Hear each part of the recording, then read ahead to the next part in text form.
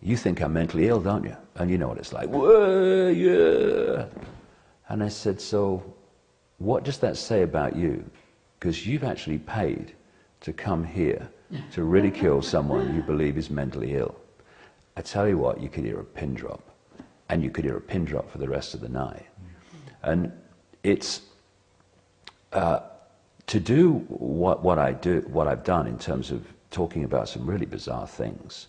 And, you know, my name is still only has to be mentioned in a national newspaper in Britain, and it's like complete ridicule, whatever I'm saying. So it's turned around a bit. A little bit, but not very much. I mean, I stood for election in a parliamentary by-election was it July last year, July 2008, not to get elected. I knew I wouldn't get any votes, didn't want any votes. I mean, I must be the first parliamentary candidate ever to put out a leaflet to everyone in the constituency saying, I don't want your votes, just your brief attention. Goodness me, I didn't want to get involved in that. But again, it was a great experience and I learned a lot from it. But the media coverage was, I did a media presentation for the national press, which was about, I don't know, 50 minutes, PowerPoint pictures and stuff, in which I talked about the 5 sense level of it, because anything else, I mean, that blew their bloody minds. Anything else, reptilians, I think, crikey. And what they did is they just went away and just abused me and abused it and ridiculed me. And ironically, the one that did the most abuse, one of the things I said was coming, actually about 6 weeks later, was actually the front page story in his own newspaper. I mean, it's bizarre. These people have total cognitive dissonance, so that they can't put these two things together. So it's still there, but it doesn't matter, you know. And, you know, we're in a situation where, thanks to the internet, we can bypass these sad people that work with their concrete minds in the mainstream media. And you don't have to reach everybody, just enough people. It's a 100th monkey thing. Yeah, I tell you what I feel more and more, you know. I mean, look, I can feel it. When I speak, anyone speaks, it's a vibrational communication. There's silence between you and me. There's silence when you speak to me until my brain's decoded it. What it is, it's vibrational communication. And I feel very strongly that it's not just the people that hear this information. It's the fact that this information's circulating.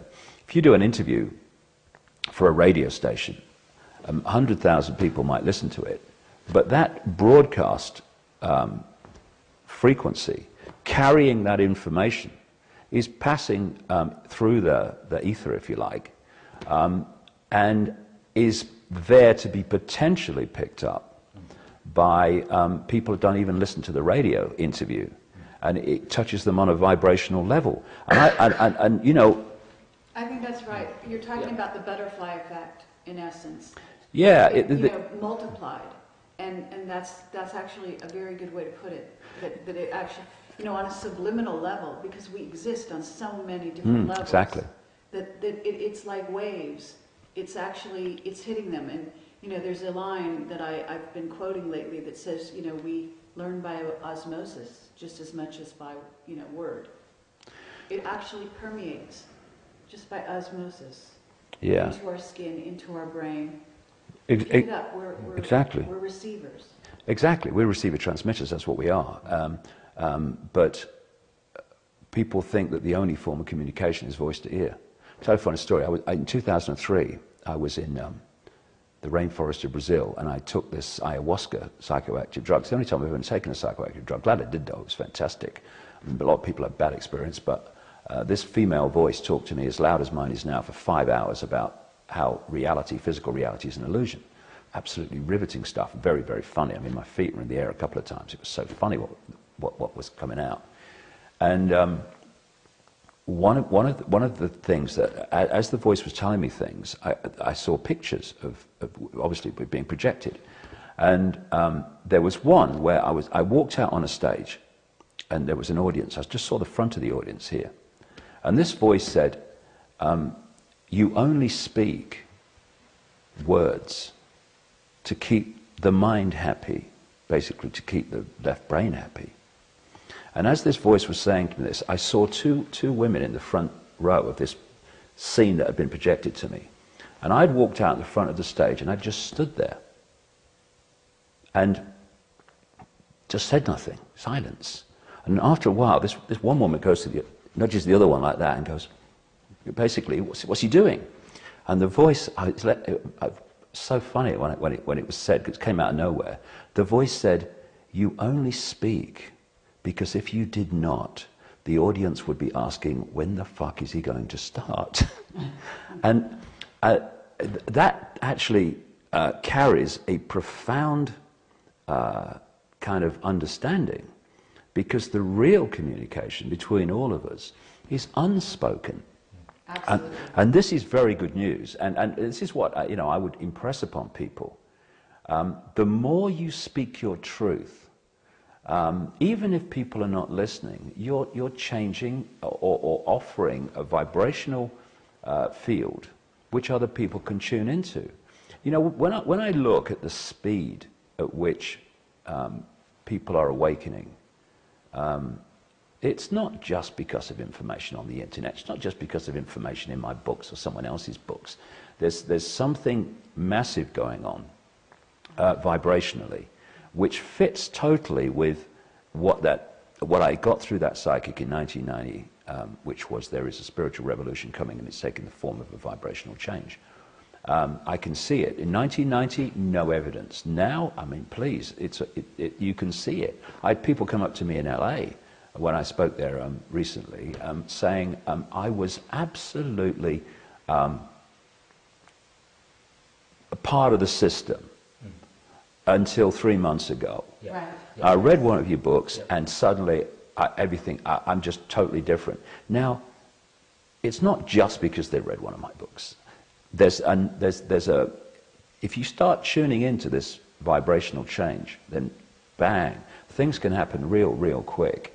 And I personally find it such a good thing that from my experience, I went through all that nightmare experience in the early 1990s when I started to awake, not knowing what the hell was happening. Because now you can explain to people that if you have an energetic construct here, which was you believing everything was real and the system was serving you and this is the cutting edge of human evolution and all this nonsense, that vibrational field is vibrating your state of being out, and it will draw to you people, places, ways of life, experiences, etc., locations which fit your inner self, because the outer self is a projection of the inner self.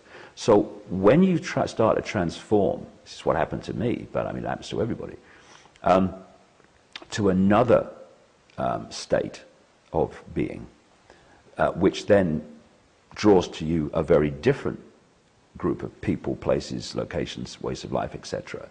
There is a transition between the two. It doesn't go, one gone, here you go. This one has to break down as this one emerges. It's a process of one losing power over your reality, another one gaining power. It can happen very quickly, but it's not like instant. That's actually a great metaphor for what's going in the macrocosm. Exactly. On the planet. Exactly. And in the United States in particular, but certainly England, all over. I mean, we can see it here. I mean, what's happening here with the economic, downturn, and with people losing their houses, their shells, if you will, change their lives. I couldn't agree more. And the more you resist, I think, the more destruction is going to happen. The less you resist, the quicker, the destructive phase is over and you can actually start climbing back up. Exactly. In your case, you were quite extraordinary in the sense that you had this radical change in your life. Almost, you went from, black to white. There was almost no downtime for you, it sounds like, although you said for 3 months. 3 months was the big downturn. But that's extraordinarily quick, especially in the 90s. Today, I think this is happening to people, and they are going through a quicker transition. And in some ways, there's also a reason for that, because you and people like you have made it easier for those that are following now to go through the changes.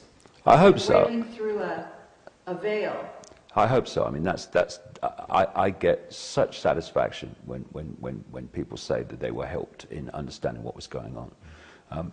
And you're absolutely right. I mean, I talk about this a lot now, because between that, the old self, and all that it projects in what we call the physical experience, and the new self, which projects something else, there is apparent chaos. Relationships break down, you lose your job, you can lose your house, and all this stuff. And if you live that as a physical, I am a human body experience, then it's very, very challenging.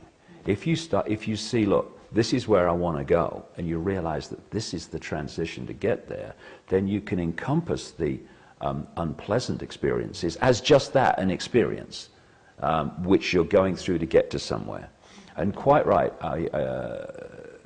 the collective, there's so many levels of this. It's like when people say to me sometimes, tell me what's going on. I say, well, first of all, I'm not the guru, but if you want to know what I think is going on, my question is, what level of what's going on do you want to talk about?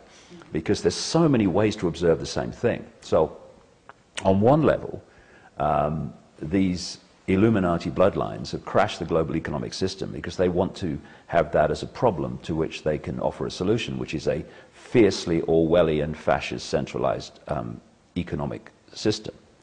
But on another level, I would suggest, well beyond their level of comprehension, because they're stuck in their own box, otherwise they wouldn't be doing what they're doing.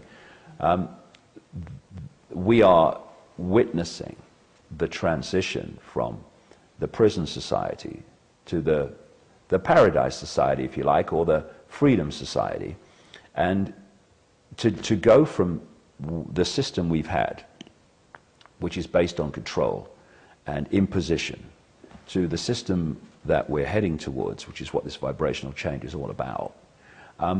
This has got to go, and it's now going. And if people, and it's easy to say this, it's easy to say these apparently trite things when you got a knock on your door saying you're leaving your house today. But if we can hold this level of seeing it, it makes it easier. We're going through this process where it's all breaking down. And if we can encompass it as what it is, which is a collective experience to get to where we'd like to go, a world of freedom, a world of kindness, a world of love, a world of freedom to express your uniqueness rather than be imprisoned in your tiny version and false identity of what you are told you are, then it's much easier than if you seek to cling to the wreckage of the dying system, and hold it together. In some ways, you were something of a pioneer, where you had to go it alone. I imagine that you must have much more support now from everywhere, just in the way that Kerry is describing, than you did when you really felt that you were alone going down the rack. Yeah, it's funny though, Jim, because I mean, there's so many things I'd like to talk about that you've just brought up, because I think it's very, very important. I wouldn't say I'm a loner, but my connection has always been to that which is driving me and opening doors and pushing me in this direction, and I just follow that. So, although I was alone in so many ways when it all happened, I still had that connection. And I still have that connection now, and people are very kind and very supportive. But I still basically just operate in my own little bubble and just go my own way. I don't deal with organizations, I don't connect with other researchers or anything like that. I just follow this impulse. But it is easier because there's more people that are open to what you're saying. But what you've just brought up is very, very important. And for me, if not the greatest human disease of all, because everything comes out of it, I guess, is insecurity. Ironically, it was at the height of mass national ridicule that I found my security. Because there's that line in that song, I think it was in the 60s, freedom's just another word for nothing left to lose. Absolutely. And you have to look inside of your security if you're not going to get it from anywhere else outside. Yeah, I mean, you look at my situation in regard to that line from that song in the early 90s, early mid-90s. I was being ridiculed by a nation. So I had nothing left to lose. And that's when I found freedom. The freedom to break out of the prisons of fearing what other people think. And basically, I was, laugh, but this is me. You know, I saw a great car sticker. I remember a great car sticker in California I saw, would be in California. And it said, you laugh at me because I'm different, I laugh at you because you're all the same. And I don't laugh at people because they're all the same, but it is ironic when this herd mentality is kind of focusing on one person, as it was in Britain at that time. And you look at them and you think, you're laughing at me? My God. And so this economic thing that's going, and you know, I've been describing it recently and as like a controlled demolition of a building. You see the charges go off, and then there's a bizarre split second before the building goes, and then it collapses. Well, in the economic terms of this crash, we are in that bizarre split second now. I've been describing the economic situation we're in recently as like a controlled demolition, where you see the charges go off and you know there's a problem, but then there's a bizarre split second before the building actually crashes. And I would say that we are in and getting very, very closer to the edge of, by the day, that bizarre split second. We've seen nothing yet. I mean, this is a crash that no one alive today will have seen. It can be compared with the 1930s, but because of the way the world is, and there's more people, and the nature of home ownership and all the rest of it, I think it's going to be bigger. Fewer people with gardens and independent means of doing anything at all. We're much more interconnected. That's the idea. Yeah, you're absolutely right. Absolutely. And so we now face this very situation you're talking about, where we need to reevaluate our, and it would have been a good idea to do it anyway, our symbols of success. Right. Now, because insecurity is rampant in people, and society, both individually, collectively, and on the level of governments and media and all the rest of it, are constantly getting people to feel insecure.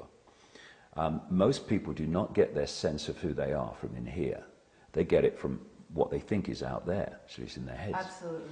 And therefore, if you are going to attract to you the recognition you want that you're an okay person to feed your insecurity, you have to succeed out there on the basis of the symbols of success that out there recognizes as success. And of course, through the media and the indoctrination from cradle to grave, it's more money, bigger house, bigger car, fame, all this stuff, titles and all this business. He who dies with the most toys wins. Yeah, so what you've got is the insecurity itself is to kind of feed some acknowledgement that to lessen its insecurity, it's chasing these symbols of success that society has decided is successful. And we forget other symbols of success. Am I happy? Am I fulfilled? You know, do I live in a society, a kind, loving society that I'd like to live in? And all this goes by the board, because the other thing about needing to succeed on this manufactured basis to feed this is that you then have to compete with all the other people that are trying to succeed in the same way to feed their insecurity. Right.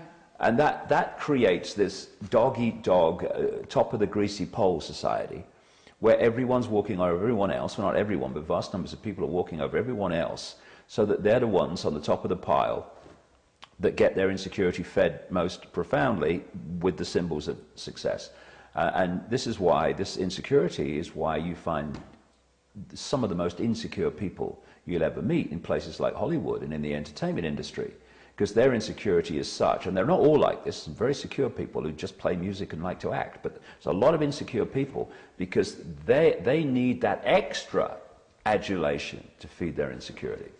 And so if we can move our point of observation from I am this body that I see in the mirror in the morning, I am David Icke, I am Charlie Smith, Ethel Jones, whatever, to I am consciousness having an experience, then your values of what is successful change, because your point of observation of everything changes.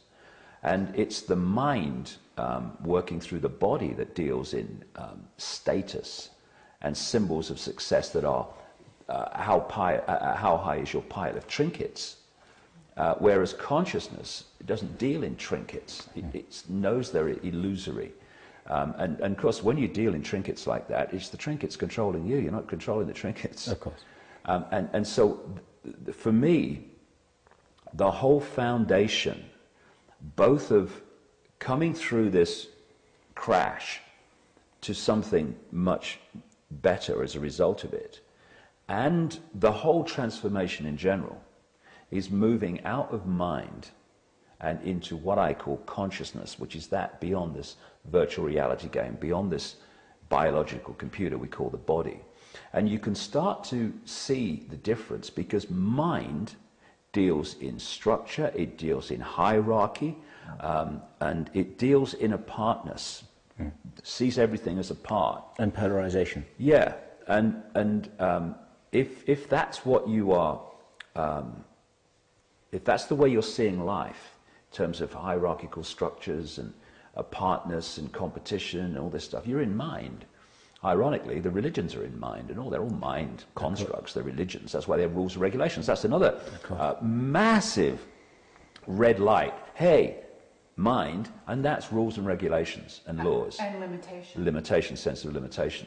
So if we can change our point of observation, so we cease to see ourselves vitally and the world we think we're living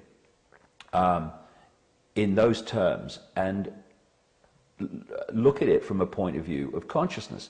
I said earlier that this force that's been kind of pushing me through my last 20 years took me through synchronistic experiences to understand a five-sense level of the conspiracy, then moved into the interdimensional connection and the reptilian connection to these families. And since 2003, it's taken me into what I know is by far the most important, and that is understanding the nature of reality. Because, you know, how can you get a grasp of your own life and take any kind of control of your own experience if you don't know who you are, where you are, or the nature of the world you're living in? And this information for me is by far the most important, because it moves the point of experience from in this world to observing this world, or a mixture of the two. And that, if you're in this world and you're of this world, then what's coming is going to be a bloody nightmare. If you become the observer as well as the experiencer, by becoming more conscious, then it's much easier, because that's not you, that's your experience which you're observing. And absolutely.